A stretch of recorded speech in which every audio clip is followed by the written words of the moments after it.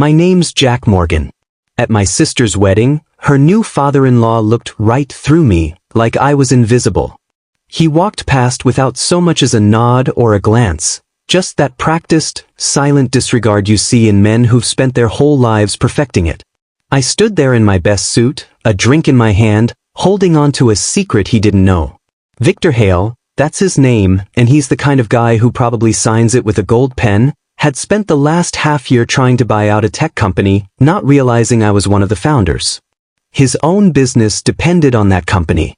I'd built it from scratch, all while raising my sister out of the wreckage of our old life. But Victor only noticed what he wanted, just another face in the crowd, no title, no name. He never looked past the surface. That's how men like him operate. Honestly, I didn't mind. In a few minutes, when I got called up to give a last-minute speech, I'd finally introduce myself. And when I did, I knew everything about the way he saw me would shift, his face, his posture, even the way he held his wine glass. Some folks hate surprises, and Victor was definitely one of them. He went pale. I just grinned. People say the hardest part of losing someone is the quiet that follows. That's true, but nobody warns you about the noise that comes first, the phone ringing at a time it shouldn't, the static in your ears when you hear the words you never wanted to hear. For me, it was my college advisor's voice. Jack, there's been an accident.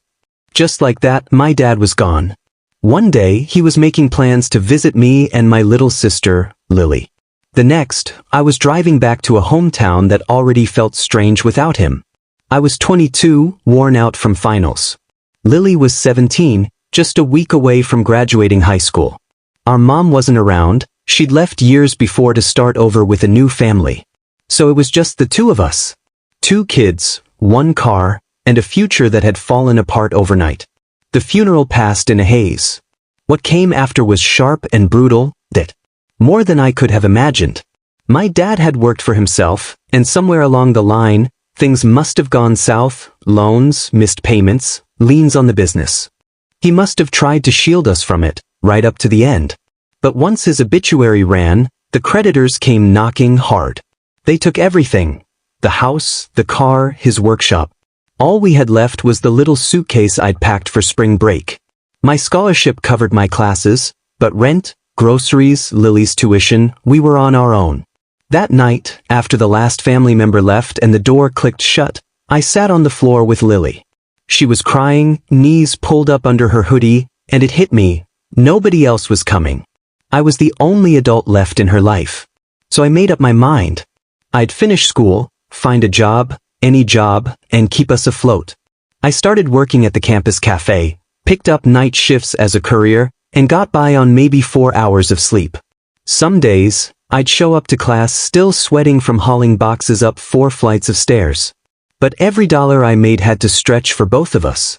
Somewhere along the way, I lost my girlfriend. She was a good person, but she needed more than missed calls and forgotten plans. I let her go, not because I didn't care, but because I just didn't have anything left to give. People talk about building character like it's some neat, shiny process. Mine was hammered out in overdraft fees and bus rides. It happened every time I looked at my sister and knew she deserved a future, even if I had to burn my own to light the way. When I graduated, there was no celebration. No tossing my cap, no party photos, just a quiet breath and a job offer at a mid-sized company doing back-end work. It wasn't glamorous, but it paid the bills, and that was enough. I moved us into a small 1-bedroom apartment. Lily got the bedroom, I took the couch. She started at community college while I balanced spreadsheets and client calls. Every night, I made us dinner, even if it was just rice and eggs. On weekends, I tried to catch up on sleep and odd jobs. Even in the middle of all that, I kept looking ahead. I signed up for online classes, marketing, automation, SaaS platforms, anything that might give me an edge. I didn't know what chance would come my way, but I promised myself I'd be ready. That chance showed up on a rainy Thursday. I got a message from Owen Marin, an old classmate who remembered I had a knack for business. He and another friend were working on a tech tool to automate back-end systems. They needed someone who could handle operations and pitch to early clients. I hesitated, it sounded risky, but it also felt like something real, and I hadn't felt that in a long time. So I said yes. My life split in two. From 8 to 5, I wore slacks and answered to middle managers. From 7 at night until 2 in the morning, I lived in code, flowcharts, and pitch decks with Owen. We worked out of coffee shops and borrowed server space. Some nights, I'd fall asleep with my laptop still open on my chest. Money was tight. We argued. One of our co-founders quit after a rough 6 months with no progress. Owen and I stuck it out, barely. Then we caught a break. A corporate client tried our tool and cut their processing time by 40%, they told 3 other companies. Suddenly, we had demo requests, our inboxes were overflowing, and we could barely keep up with the feedback. A review on a big tech blog brought us our first real wave of interest. Still, I didn't walk away from my steady job.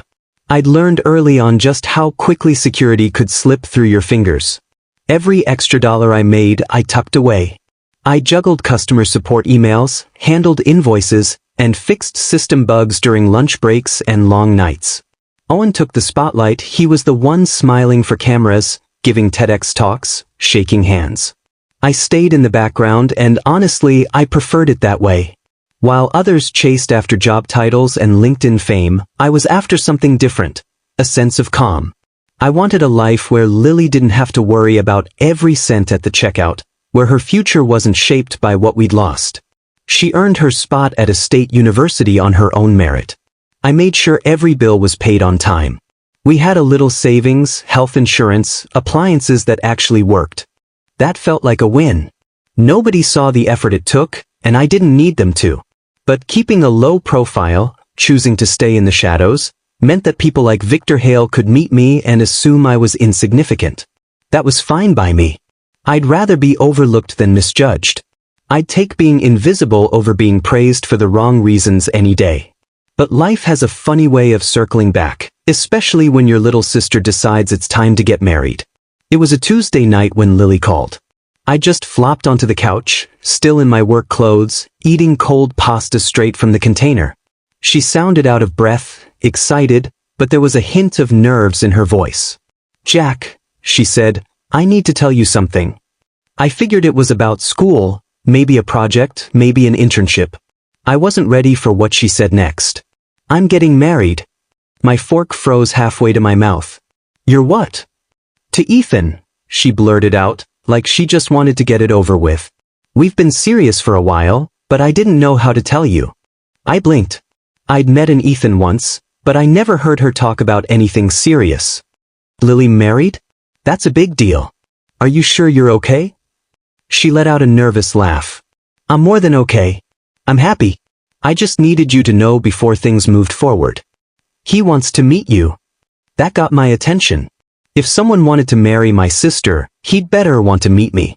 I wasn't just her brother. I'd been her parent, her tutor, her emergency contact, her friend. If someone was stepping into her life, I needed to look him in the eye and see what he was made of. We set up a dinner for that Friday. Nothing fancy, just a home-cooked meal. I still remember opening the door and seeing Ethan standing there, holding flowers in one hand, a bottle of wine in the other, and wearing a grin that was just a little too eager. There was something about him that rang a bell. We made small talk, sat down to eat, and chatted. He was polite, well-spoken, and it was obvious he cared about my sister. But his last name kept nagging at me. "Hale," I said, rolling it around in my mind. "Any chance you're related to Victor Hale?" He hesitated just a second too long. "He's my dad." That's when it all made sense. Victor Hale was one of our biggest enterprise clients. Not only that, but he'd been trying to buy out our platform for months. His emails always had that tone, like he was doing us a favor just by being interested. He was a businessman through and through. Sharp suits, sharper words, and a reputation for breaking partnerships just to pick up the pieces. He was all over the industry news. Not a villain, just cold and transactional. And now, here I was, sitting across from his son. I kept my expression calm, my voice steady. I didn't mention the company or bring up business at all. This was about Lily.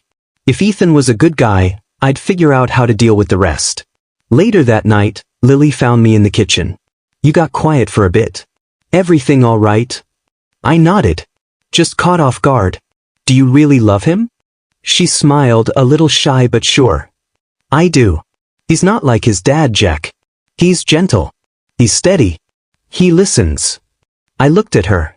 She wasn't asking for my approval, she was just happy, and that wasn't something I saw often. All right, I said finally. If you're happy, I'm with you. The weeks rolled by. Wedding plans took over her world. I helped where I could, but mostly stayed out of the way until the big family meet and greet. It was at some fancy country club, white tablecloths, waiters in black vests. Lily wanted me there, so I went, mostly for her sake. That was the first time I met Victor face to face. As soon as I stepped into the room, his eyes landed on me. He gave me a quick once-over, checked out my shoes, my suit, the way I carried myself, then looked away like I was just another piece of furniture. When we finally got introduced, he offered a limp handshake and said, "Oh, you're just her brother. I figured her father would be here." I looked him straight in the eye. Our dad passed away a long time ago. He barely nodded, just enough to be polite, and then moved on. Not long after, he hit me with the question I knew was coming. "So, what is it you do again?" There it was, that investor's radar, always searching for credentials. "I work corporate," I told him. It wasn't a lie, just not the whole story. He didn't bother to hide his lack of interest. Didn't even pretend. That was fine by me. I hadn't come to win him over. Still, a small voice in the back of my mind whispered, "You'll wish you hadn't done that." Later that night, I told Owen about the whole thing. He just laughed and said, "Man, the universe really does have a sense of humor." The days blurred together, and before I knew it, the wedding was here. Lily looked absolutely radiant, not just because of the dress or the makeup, but because she was loved, and she loved back without holding anything back. Right before she walked down the aisle, she squeezed my hand and whispered, "Thank you for everything." I just smiled at her. At the reception, I kept to the sidelines, making small talk with a few guests. Then I spotted Victor coming over with 2 other men. He walked right past me again, didn't even slow down. It was intentional, almost like he wanted to make a point. I didn't feel a thing. Just a quiet confidence. He still had no idea who I really was. But he was about to find out. I hadn't planned on giving a speech. There was nothing in the program, no mention of a brother of the bride toast. I'd already done my part, walked Lily down the aisle, smiled for the family photos, raised my glass during the toasts. That was enough for me. I didn't need the spotlight. But someone must have slipped my name onto the list. A staff member tapped me on the shoulder and said, "You're up next. 2 minutes." I blinked. Next for what? She nodded toward the stage. "Speech. The mic's ready for you." I could have said no. Maybe I should have. But something inside me, a mix of exhaustion, pride, and old memories, told me to go for it. This was my sister's wedding. The closest thing I had to a daughter was starting a new chapter. And nobody in that room really knew who I was. So I stood up, buttoned my jacket, and walked to the front. "Good evening," I said, keeping my voice steady. "My name is Jack Morgan. I'm Lily's brother." That got their attention. I kept going. But I wasn't just her brother growing up. After our dad died suddenly, I became her guardian. I was 22. She was 17. We didn't have anyone else. Our mom had already moved on with her life. The room got quiet. People set down their glasses. Forks stopped moving. I was finishing college when it happened, and I didn't have the luxury of falling apart. Not when she needed food, a roof, tuition. So I worked days, nights, weekends. I barely slept. I lost friends. I lost someone I loved. I glanced over at Lily. Tears were already streaming down her face. "But we made it," I said, my voice soft. "She made it because she's smart, she's brave, and she forgave me for all the times I couldn't be enough." A hush moved through the crowd. Even Victor, across the room, had turned to look at me. "And there's one more thing I want to share," I said, letting my voice rise a little. "During those years, while we were just trying to get by, I helped build a startup, a software platform. Some of you might even use it." That line hit harder than I expected. I saw people sit up straighter, a few guests exchanging looks. My co-founder Owen, sitting over there, took a leap of faith with me. We started with borrowed code and busted laptops. Now, our platform supports some of the biggest companies in the country. I let that settle in the air for a moment. I wasn't here to pitch business, but I shared that part because it's woven into the story, the same story that brought me to this room, on this day, at this exact moment. I turned to face Lily and Ethan.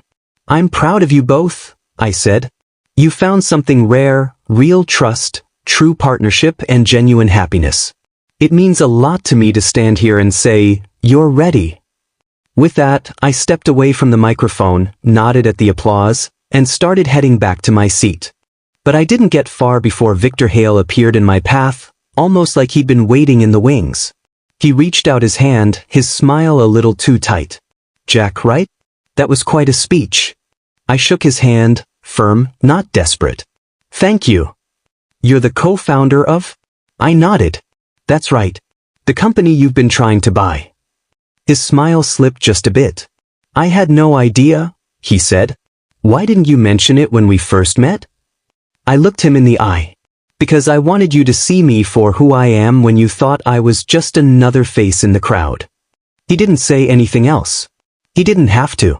I gave him a polite nod. "Enjoy your evening, Mr. Hale." Then I walked past him, back to Owen, who just raised an eyebrow and grinned. We clinked our glasses together, and the tension melted away. The rest of the night was easy and full of joy. Lily danced like someone who'd finally shaken off old ghosts. Ethan was gracious. Victor kept things civil, but there was something different in his eyes now, less arrogance, more calculation. That was fine by me. I hadn't lied, but I hadn't told him everything either. We never did sell the company to Victor Hale. It wasn't out of spite, and it wasn't because of how he treated me. Honestly, his offers looked good on paper. But I've learned to look past the numbers. His interest was never about respect, it was about the belief that everything and everyone has a price tag. I don't do business with people who only value you after they've read your resume. So Owen and I kept the company independent. We grew it with intention. We didn't need a buyout, we needed room to build something on our own terms. Funny enough, Hale Dynamics still licenses our platform. His employees submit support tickets just like everyone else. We answer quickly, always professional, never personal, always business. Ethan never brought it up. He knows how to respect boundaries, and more importantly, he respects Lily. Over time, we've built something close to trust. I don't hold his last name against him. He's not his father, and he never tried to be. Lily's doing great. She's found real peace. She teaches, tends her garden, volunteers on weekends. And she smiles now in a way she never did when we were younger, back when it felt like everything could fall apart at any moment. That smile, that's what I fought for. That's the real payoff. People still sometimes assume I'm just the quiet guy in the background, nothing special, and I let them. I know the truth. The same folks who ignore you when you're silent are the ones who scramble to show respect once they hear your title. But by then, their respect doesn't mean a thing. Real respect is what happens when nobody's looking. It's not a reaction, it's a choice. Victor's biggest mistake wasn't underestimating me. It was thinking that being invisible meant being insignificant. But I never needed the spotlight. All I ever wanted was to make sure my sister would be alright, and now she is. That's more than enough for me. If there's one lesson I've learned from all of this, it's this: you don't get ahead by shouting or demanding to be seen. You move forward by standing your ground, quietly, steadily, with dignity. And when people finally notice, let it be on your own terms, not theirs. Because in the end, what really matters isn't who claps for you. It's who you protected when nobody else was paying attention.